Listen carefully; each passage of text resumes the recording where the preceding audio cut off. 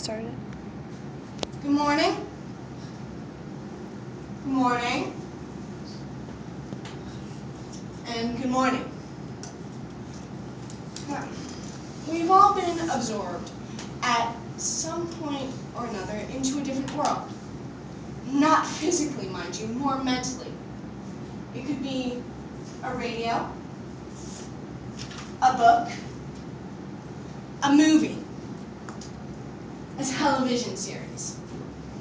But can the fictional characters from those things actually teach us anything instead of pushing us away, or pulling us in rather, depending on our interests? Now, fictional characters are made for a reason. Some of us may even believe that they are real. To a fandom, they might be. Now, in all honesty, I'm just as knowledgeable about this character that I chose as anyone who's watched Buffy the Vampire Slayer and Angel the series. Now, granted, he's known more for being part of Buffy. Now, he goes by many names throughout the series. Our blonde-headed friend is known as William Pratt, William the Bloody, and Spike. And throughout his history, there is a show of his ever-changing, eternal love. And I will begin at his beginning of his life. Caleb, if you please. William Pratt.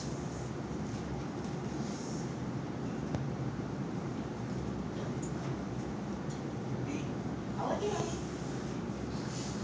William Pratt, the first time we encounter Spike as his human form. Now, William loved poetry.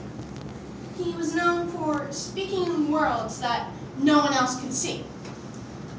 However, he would also use his poetry to, well, impress the ladies of his time. And he would also, well, his poetry wasn't really good, despite his love for it. And most people would say that it was bloody awful. Some even said they would rather have a railroad spike driven in their head than hear it. But that didn't matter, for his mother loved him, and he loved her.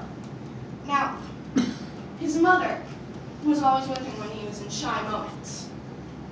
And he actually loved his mother so much that when he became a soulless vampire, a song that she sang to him when he was growing up became a trigger song for him. It went a little like this. Early one morning, the sun was a-rising, and it kept going. That was the song. And he loved his mother very much. This image has her. Now, this is when he was a soulless vampire, and he knew that his mother was dying of tuberculosis. So he decided to turn her to become a vampire, let her live forever. But the demon part of her was not the mother he loved. So to save her yet again, because he loved her, he also killed her. So, we will now go from his human stage to his vampire stage. Caleb? Various different photos of him being William the Bloody. Now, as William the Bloody, he became part of the Fang Four, courtesy of his sire Drusilla.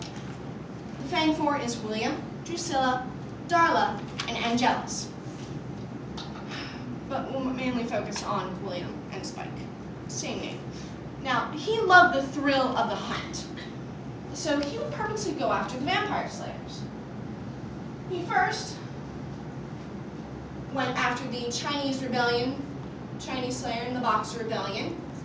He then had, in the 70s, a Billy Idol look, where he went after the New York Slayer. Yes, when he initially started, he had this funny haircut, as William the Bloody. And eventually, he would start slaughters and massacres on his own accord. And at one point, his sire, Drusilla, became sick, And for his love for the hunt and for her, he brought her to Sunnydale.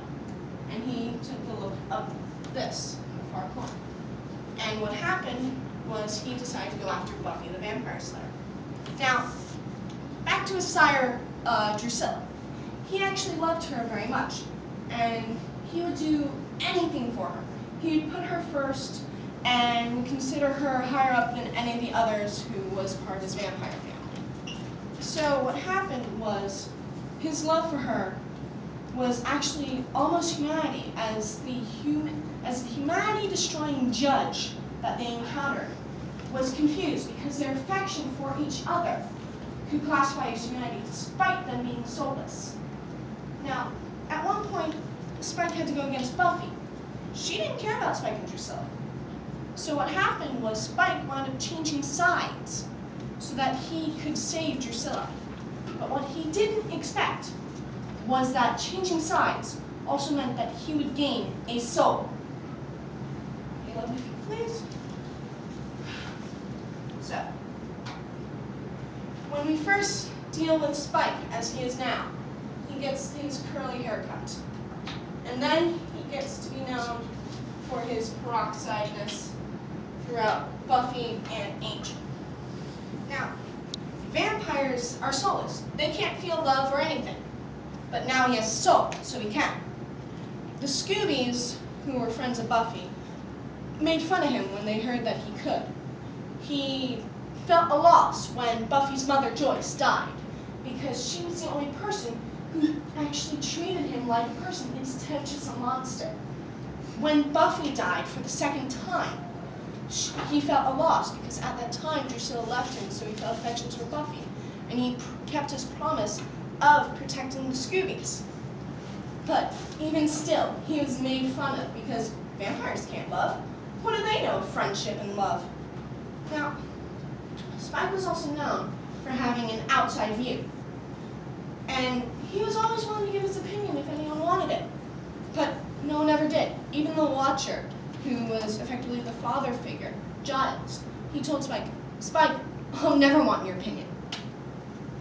But this also came to play when he had to talk to Buffy and her ex-boyfriend, Angel, who was his vampire friend and jealous until he got a soul.